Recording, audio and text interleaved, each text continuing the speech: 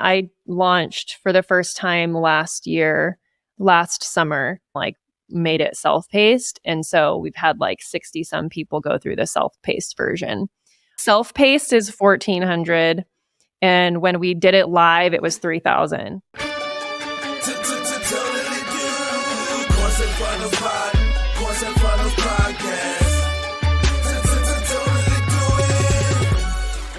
Hey guys, welcome back to the podcast here with Serena from the Ambitious Bookkeeper. So Serena, welcome to the podcast. Thank you. Thank you for having me. You have an amazing business, an amazing suite of info products and courses and funnels and things like that. So maybe tell the audience a little bit about yourself, what you do, how the Ambitious Bookkeeper came to be. Yeah. So I'm an ex-corporate controller. I have a CPA license. I left corporate about 7-8 years ago to have my second daughter. And when I left, I took a little bit of maternity leave. And then I was like, I worked really hard for this CPA license. I should probably stay fresh. So I started just doing some freelance bookkeeping on the side with a new baby at home, and mainly got some clients through Upwork and stuff.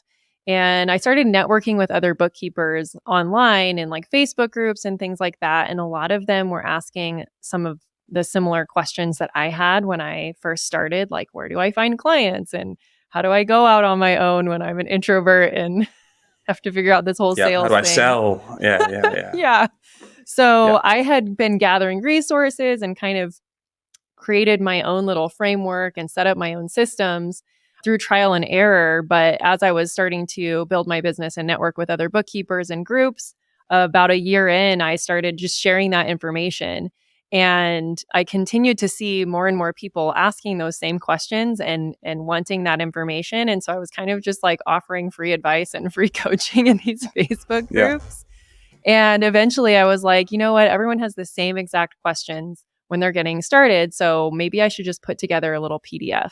And so I started that. And I also at the same time started a blog and started kind of just putting that information up there and sharing my systems and resources and stuff. And so when people had questions, I had one place that I could send them. And I did start building an email list through that. And I had about 100 people on my email list, which was mainly from organically just sharing, here's my blog and my email list. You should subscribe. And that way I can share behind the scenes as I'm building this thing. And so I did that pretty organically, just sharing that in Facebook groups, got it to about 100 people. And then that was about when COVID happened. And I had created this PDF and I was like, I should just sell it for $27. And it was really just a getting how to start your bookkeeping business PDF. It was maybe 5 pages, but it was essentially a checklist with a bunch of links to resources and templates and things like that. All the things that I had gathered along the way. So that was at the very beginning of 2020, I started running just a little bit of Facebook ads to it. And then the world shut down and it just kind of blew up. So part of it was timing, but I think I'm trying to remember how many people bought that little $27 PDF. It was a lot. And I was only paying 50 cents per lead on Facebook. It was so ridiculous. A couple hundred people that bought it. Wow. Yeah, because it was I really do think a lot of it had to do with the timing and what I was kind of promoting of start bookkeeping on the side. Everyone is now sent home from their jobs. They have computers and they're like, what the heck am I supposed to do for 2 weeks? Thinking it was just going to be 2 weeks. So that's pretty much how it started. And then from that PDF, I continued to build my list and continued to share resources and continued to write on my blog.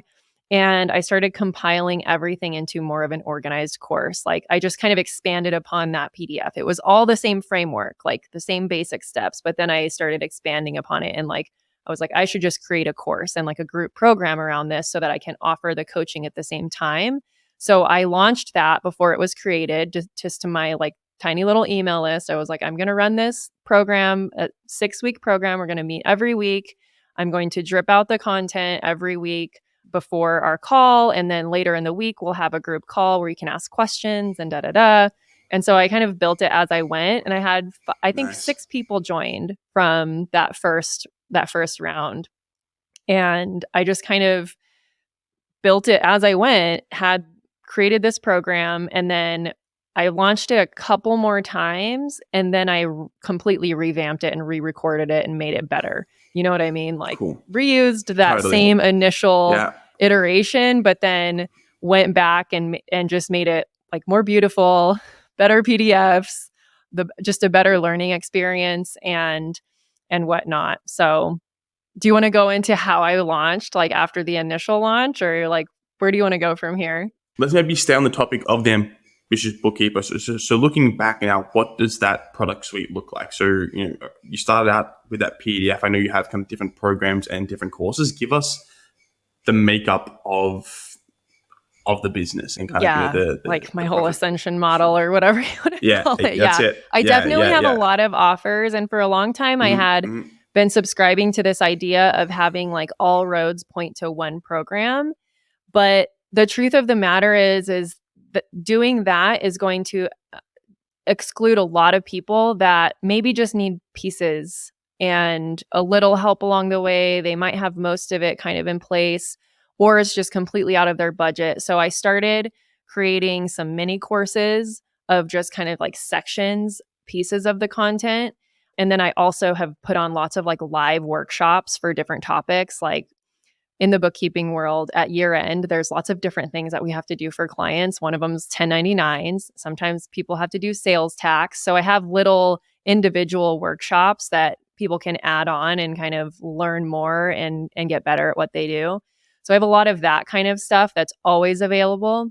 So I have stuff that ranges from $27 to $37 all the way up to almost $3,000. So there's like everything in between. I have that signature program that I initially launched. It's called the Bookkeeping Business Accelerator. That one takes you from A to Z, like either if you don't have a business yet and you're just getting started, or you've already started, but you kind of like need to backtrack a little bit and get some systems in place, or like figure out how to get better clients, things like that. So that one's like an all-encompassing Yeah. program. How much is that one? What's What's one the price point on that is one? I have a couple versions of it. I have a self-paced version that's $1,400, and then the VIP version, which includes group coaching, and that one is $2,500. So again, different price points depending on people's availability. Like not everyone can join all those calls and all that. So, and then I added on another, what you might call a signature program, maybe like a year ago, I guess at this point.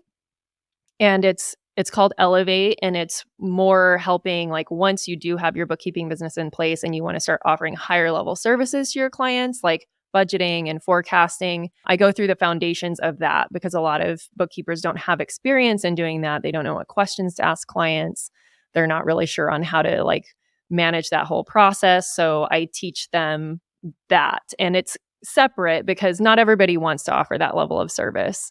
And so that's another like higher ticket program. Love it. And right now, kind of where would you say, in terms of numbers, what products are most people going to, and what would you say, the most popular ones are, and kind of what does, the flow of kind of the leads and customers look like at the moment for you? Yeah, I would say the most popular, it's neck and neck between my two larger programs because, like I said, first of all, the accelerator program, the way I get leads is different than the way I get leads for the Elevate program. Like the Elevate program, I get a lot of people that have come through my other programs coming into that. Whereas the accelerator, I kind of have to pull new people into the industry. Like I have to pull people from corporate and be like, hey, guess what? You can start a side hustle. Or hey, guess what? Like you can eventually quit your corporate job and stay home with your kids and do this. So the marketing's different on that. And that one, it's a longer lead time, I think. Maybe not. It might be about equal, but it's like I'm getting colder leads. And that's where I do like the launch model where twice a year I do a series of workshops. I do paid workshops. So that's another thing. I don't do like a free boot camp or anything. It's paid, very low ticket still, but I run ads to that. So I get a lot of new people in that have never met me or been exposed to me through that. And then I try to keep them in my world for a while. But I also have a podcast. So I get leads that way as well. I get a lot actually from that. Yeah. Nice. This is super exciting. I want to go so deep into this because you have so much going on. So let me get this straight. You're running Facebook ads to these kind of live workshops that are low ticket, right? Kind of lower price. And then through there, you either kind of sell or get people on the list and eventually pass them up into the Elevate program or the Accelerator. Either one, both. Either one. Honestly, Okay. usually if they're new to my world and they're looking to start a bookkeeping business or they're in the early stages, the accelerator is the program for them. But sometimes Perfect. people still come in and they're like, well, I already have my business in place, but I'm interested in this other program that you're offering. Yeah. There's the podcast, and then are you running ads only to these low ticket live sessions like twice a year, did you say? Or are you kind of running ads all year round to these other products as well? I'm running ads year round to, so when we do that launch, obviously we just turn off all the other ads and focus on those workshops. But throughout the year, we generally run ads to an SLO, which is another mini course that we have. It's like a $37 thing. And we also run ads to a free checklist that gets them into like our evergreen funnel to the accelerator. And I will caveat this, if someone is listening and they're like, oh my God, there's so much stuff going on. It took me years to get to this point and a team. It was not this complex at the beginning. Yeah, yeah. And are you running ads yourself or do you have someone else doing them? I have someone on my team doing that. Yeah. Yeah. So we Yeah. do Okay, manage cool. it internally. But yeah, I have someone else. At the very beginning, I did learn just enough about ads to run them to that PDF. Yeah. And I got lucky. I feel like anyone that I know, well, not anyone that I know that crushes, but like just knowing how to run a Facebook ad and create one is like, one of the greatest skills right now ever, because it's like you can just find anybody basically and kind of get them into your circle. And if you have a good product or sell, you can sell anything: Yeah. courses, coaching, e-com products. I'm quick in the background, just going to look up the ambitious bookkeeper. I'd love to run through your ad library and have a look at, like, you can share. Is it ambitious bookkeeper, the Facebook page that you Yeah. that you run ads from? Yeah. Nah, cool. We're going very. Oh wow, this is awesome. Okay, I'm like, I don't even know am what this gonna. looks like. Anyway, I've looked at I'm. other people's ad libraries, but I'm like, I've never done this on my own. It's weird. It doesn't seem to be working for me right now. Anyway, so yeah, the people listening to the audio is probably thinking, what the hell's going on? But anyway, we can go into that later. Okay, so you're running ads mainly, twice a year to the launches, and then you have this kind of a constant SLO. So for anybody at home, SLO is like a self-liquidating offer, basically, where it's like a low-ticket front end. All you're doing is to get customers in the door. If you break even, it's fine. You're kind of breaking even just to get customers. You can sell them onto more products. What's the current price of the SLO? What ads are you running, and what's like the funnel structure? What page are they going to, or how are they signing up at the moment, kind of for this year-round ad campaign? Yeah. So the price point is $37. It takes them to a landing page it's like a sales page for a mini course, basically. It's like a 3 workshop course, has some bonuses and all the things. Once they get in there, they then, hopefully go through the course. We have an email drip sequence to keep them moving through it. And then at the end, we're like, hey, if you want to learn more, now that you know my style, and if you want to dive deeper, here's what we have for you. You can either, if you haven't started your bookkeeping business or you're in the early stages, you can go here. If you are ready to level up, once you start getting these types of clients that we just taught you how to get, you can join Elevate. Or even just listen to the podcast, because that continues to keep people warm, and eventually they'll hear what we have going on and Interesting. maybe be interested.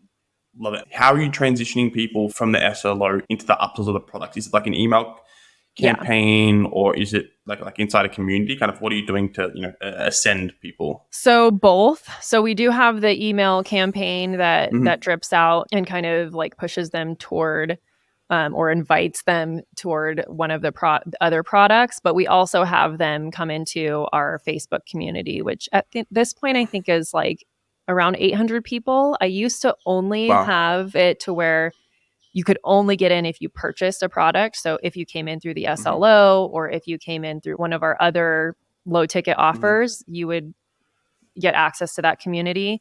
Now we actually also filter in anyone who joins through our workshops and through our free checklist and things like that. So it's like a combination of free and paid, but it's not like I'm not really promoting the Facebook group on its own ever. It's only like if you've opted into something. So it's still pretty exclusive, if you will. Nice. No, cool. Yeah, yeah, definitely. No, that sounds amazing. So basically, you started really, really small with a small group.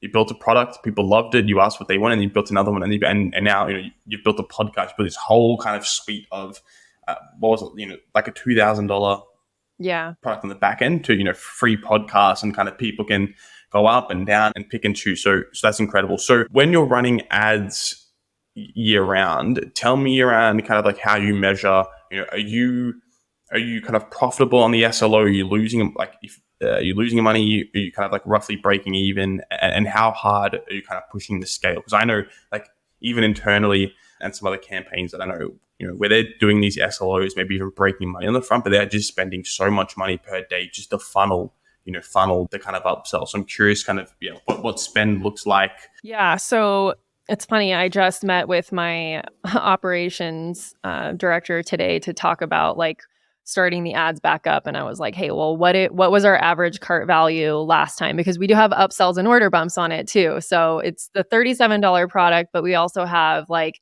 add this template pack or upsell into this other pricing course, which is also a mini course. So our average cart value, I can't remember exactly what it was off the top of my head, but it was higher than the $37 because people generally add at least the order bump. And we are usually profitable on the SLO by like a few $100s a month. So it's not a money maker, right? It's not what's making us a profitable business, but at least we're covering our ad spend and then some. So it's working. Perfect. Nice. And right now, what we're budgeting is about $500 a month in ads. So we're not filtering in a ton of people either. Like, that's the other thing is, yeah, we could throw probably thousands at ads and get more and more people in. And this is where it becomes kind of a like, figure out what your values are conversation of like, do you want this massive $1 million thing where you need a team of 10 people to support it? Or do you want to keep it kind of small and intimate where you are still profitable, but also your students are very well taken care of and they still get access to you, the person that created it? So that's kind of where we're at. We have a small team, we're profitable. People like coming into our world because they know that I am going to be the one on those calls with them. I don't parse it out to other coaches that I hire or anything like that. And so it's still like a small, intimate thing, but it's still profitable and it's not unmanageable for me. Yeah. And it is a cool thing where it's like, you do have kind of like scale lords where they just want to spend and go. And there's others where it's like, you're making awesome money, super profitable, but you're kind of picking and choosing who you're working with when you're working. And you can just like drop the budget or increase the budget whenever you kind of change your mind, which is pretty awesome. So tell me a little bit about kind of Facebook ad creative and the Facebook ads that you're running to this SLO. I can't actually look into ads library. Maybe we can get it up later, but I'm sure you guys and your team have tested like a ton of ads and a ton of targeting and, creatives and messaging and all this stuff. So tell me kind of what ads are you seeing working right now? What ads are working the best? How do you come up with them? So this is one of the things that my team is like, come on, Serena, we really need you to do video ads because we know they'll perform a lot better. But then I'm like, but I don't want to spend all that time doing video ads. So then we end up just doing like different like graphic creatives. And those are working. Like, that's the other thing is like, it's still working. We're still profitable. So we just try to keep it sort of fresh. Like, in general, I don't even know off the top of my head, honestly, like what our ad copy is at this point, because it's been so long since I wrote it and like my team has tweaked it and things like that. But I do still like when I'm scrolling Facebook or Instagram and I see someone else's ad that I'm like, ooh, that caught my attention. I'll screenshot it and put it in our idea page in Notion and be like, Cool. Can we create an ad like this? Same. Yeah, same. Yeah, my phone is a screenshot of all these ads. What are the most recent ones where you've been like, damn, that was good. That really sucked you in. Do you remember? I'm trying to think like, because like I literally just had the conversation today with my team of like, let's start ads back up again. And so I need to sit down and like look at what we've been running and look at the creative and stuff and see like where we want to change some things. So I feel a little ill prepared for this question. I don't No, really no, know it's off fine. the It's top fine. of It's all my good. It's good. head. It's good. If you didn't have to think about it and you can have, other people do it for you while you teach, and that's the dream. Yeah. Okay. Well, we can check back in on, on another episode and give us an update. That's awesome. So roughly across all your kind of products, especially the higher ones, so the Elevate and the Accelerator, over the last kind of few years since you've been doing this, like through COVID, how many students would you say have come through those programs? So I was just looking, actually I can pull up my Kajabi right now. So the bigger programs are pulling you back over here so I don't lose that. Let's see. So Elevate, we've had over 100 people go through. And that Mm-hmm. one I launched for the first time last summer. So we did the way I did that one, the first two times I launched it, I did a cohort and I limited it to 20 people. So, I taught it live and then I put it on, then I chunked the videos down, edited them out and like made it self-paced. And so we've had like 60 some people go through the self-paced version. Self-paced is 1,400. And when we did it live, it was 3,000. Oh wow. Okay. Yeah. Damn. So that's insane. That's cool as yeah. And how Yeah. about the Accelerate? And the accelerator, it's the VIP version with the group coaching calls is 2,400, 2,500, and the self-paced version is 1,400 on that one as well. So good. And how many students did you have going through that one roughly? I was just about to pull that up. We've had over 200. So Amazing. Wow. yeah, Damn. I have grossed So yeah. between so like when I look at my Kajabi dashboard, I've surpassed 500,000 since I started in 2020. So but that includes all the mini courses and the workshops and everything too. So That's incredible. And I think what a lot of people don't realize, obviously there's teams, but that's like, you're not spending 80% on that, on physical products, sending it out or kind of hiring a team to do the work. That's like, just like video lessons that you record at one time, which I think is amazing because, the margins usually on this are amazing, especially if you're spending so little on ads as well. So that's incredible. I would say since I'm a numbers person, Okay, of course, and I of look at my course. Yeah, financials, yeah.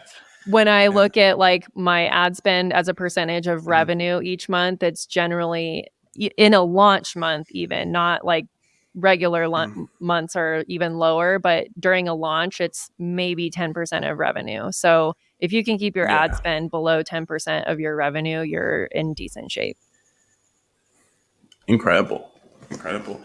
And the podcast, like, so you're running ads. I assume you have social media. Well, sorry. I know you have social media as well. And then the podcast. How does like social media and the podcast and these kind of free social channels generate clients for you? Kind of how are you using them to get customers and things like that? Yeah. So I do publish a weekly podcast, and some episodes Mm-hmm. are solo and some are interviews. And then I just Mm-hmm. recently started adding every other Monday, doing like a mini episode that's like 5 minutes long. And it's just a solo, Cool. like me, Mm-hmm. like laser talking about one little topic. And most of our social media content is centered around promoting stuff from the podcast, but in like, doesn't it's I mean the call to action is always like go listen to the podcast, but we'll take like quotes from it and kind of like Cool. explain like this one chunk of what was in the podcast. So like the social media content stands alone as valuable content anyway. We're just kind of repurposing what happened on the podcast. That's so good. Yeah. So we have that pretty well dialed.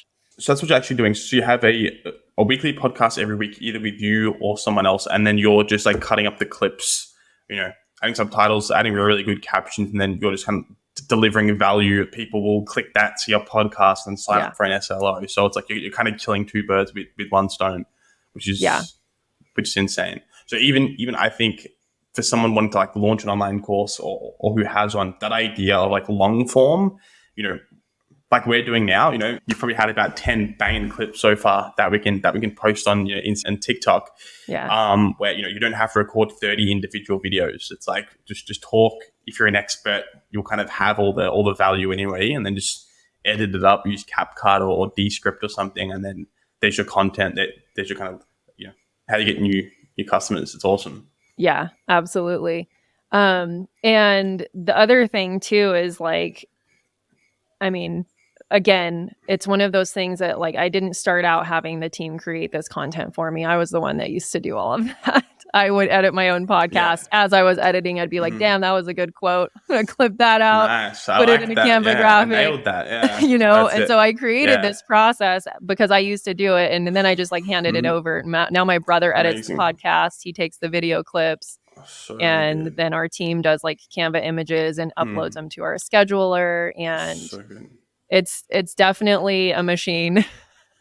Definitely sounds like it. Yeah. Let me dive in a little bit because you said something interesting. So you're editing the long form podcast. If you said you have a Canva template. Yeah. So we'll take video clips. We use Descript also to edit the podcast. And so you can create video clips from that with captions. So we'll do a couple of those and kind of, post them to stories and reels and stuff. And then we'll also take some of the content from the podcast and do like just like a grid photo or like a caption or a quote or whatever. So that there's a variety of different content too. Sometimes it's like if we had a guest, we'll take their, whatever picture they gave us and kind of do like a little quote thing from them, always tag the guests. And so it's like, yeah, when you have the long form content, the other thing I was going to say too is that once you build up this bank of content, when people are DMing you and they're like, hey, I have this question, you're like, hey, I have a podcast about that. Here's the link.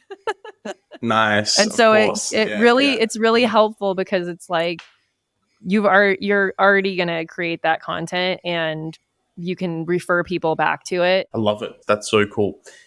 Now, one thing I'm curious about as well, you have kind of all these products. When people come in through, either like the SLO or the paid live workshop, you kind of already mentioned it, where there's a Facebook group and there's emails, but like specifically kind of like, what are you doing and what are you saying to make sure that this list is engaged?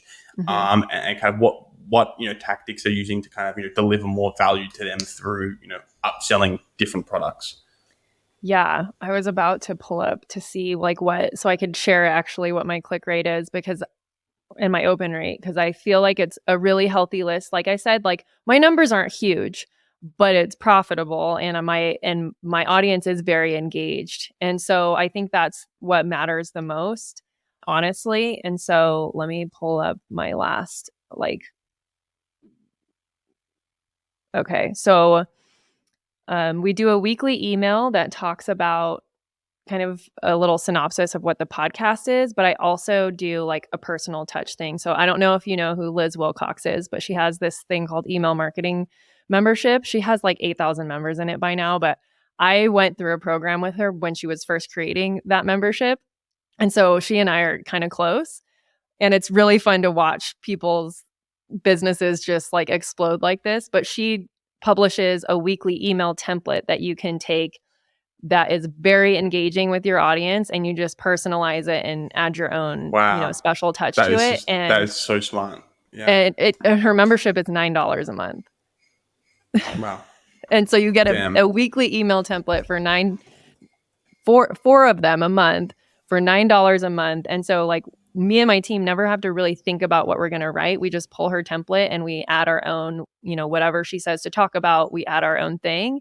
And so every weekly email has like a personal touch, what's going on like personally in my world. And it doesn't have to be super personal. It's just like a way to connect. And we usually have some sort of like trying to get the audience or the reader to respond to. So people reply to our emails all the time too. They'll answer my questions and stuff. But my open rate is between 30 and 50%. Yeah. My email list that's is like a text open rate. Yeah. Yeah. Yeah. It's kind of insane. It's really good. And it's a small list. It's under 3,000 people, but it's highly engaged. So I'm happy with it. And the emails work. For sure. Nice. Well, what's the plan for you over the next, I guess, 12 months? Where are you aiming to take? Ambitious bookkeeper. What else do you want to be launching? What are the goals? So we're probably we generally launch our workshop series to pull into the accelerator in the beginning of the year and in the fall, because it's like a good time of year when people are like, well, pretty much if you launch a course and you're trying to like help people grow or create habits or change their lifestyle, you probably want to launch in like January and August or September, because it's like that's when people want to reset. So that's what we'll be doing. Also, this next year, I'm working on a new strategy I've never tried before, but I'm going to do a secret podcast that filters into my Elevate program. So it'll be like, I don't know, 10 to 15 episodes that we're going to end up running ads to a secret podcast, like a private podcast that's not going to be on Apple Podcasts, but you can like RSS feed it into whatever player you have. And so it'll be a free opt-in, but I've had so much success with people buying my programs after listening to my podcast for a while that there's something magical about being in someone's ear and like that the trust that you're able to build, and they're able to also figure out how you teach and what your style is, and if they're going to buy in, they're going to buy in on a podcast. So I was like, okay. One of the other things too is someone had asked me like, I can't afford your Elevate program yet, so what should I do to get started offering those services? And I was like, all right, I'm going to do a free podcast. Nice. How many episodes do you reckon it'll be? It'll probably be like 10 to 15 episodes. Wow. Yeah, we've tested it even right now. I spoke about this yesterday as well. We're starting to test it a little bit more, but something that's like crushing right now is these kind of, I wouldn't want to call them fake, but fake podcast interviews where it's like, it's kind of set up where there's an interviewer, and we did this back when I was kind of working at Founder, and we plan to do some more, but it's a fake interview. It's like, hey guys, welcome to the podcast. I'm here with Serena. She's like a full-time bookkeeper, and she's going to show you how to do this. And all the questions is almost like a webinar or a VSL, and it's a lot more organic. And I'm sorry if you can hear the dog yelling in the background.